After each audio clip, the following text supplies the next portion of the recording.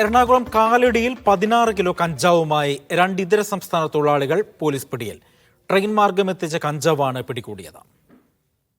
മുസീന സുണ്ട് വിവരങ്ങൾ നൽകാനായി. മുസീന, എത്ര കിലോ കഞ്ചാവാണ് പിടികൂടിയത്? മറ്റു വിശദാംശം.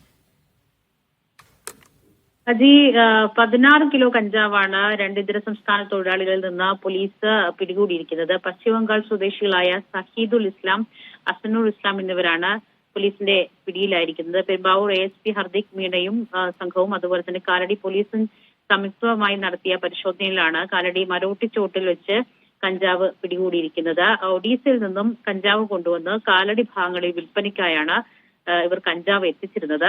അങ്കമാലി ട്രെയിൻ ഇറങ്ങി ഓട്ടോറിക്ഷയിൽ കാലടിക്ക് പോകുന്ന വഴിയാണ് ഇവർ പിടിയിലാവുന്നത്. രഹസ്യ വിവരത്തെ തുടർന്ന് ഇന്ന് വെളുപ്പിന് നടത്തിയ പരിശോധനയിലാണ് ഇത്രയും കഞ്ചാവ്, അതായത് 16 കിലോ കഞ്ചാവ് പിടികൂടിയിരിക്കുന്നത്. 3000 രൂപയ്ക്കാണ് ഒഡീസയിൽ നിന്ന് ഇവർ കഞ്ചാവ് കൊണ്ടുവന്നത്. ഇത് 25,000 രൂപയോളം കൂടുതൽ കണ്ട് ഇവർ വിൽപ്പന നടത്തുന്നത് പതിവാണ്. നേരത്തെയും ഇത്തരത്തിൽ കഞ്ചാവ് എത്തിച്ചിട്ടുണ്ട് എന്നാണ് പ്രതികൾ നൽകിയിരിക്കുന്ന മൊഴി. ശരി, മുസീന സു ആണ് വിവരങ്ങൾ നൽകിയത്.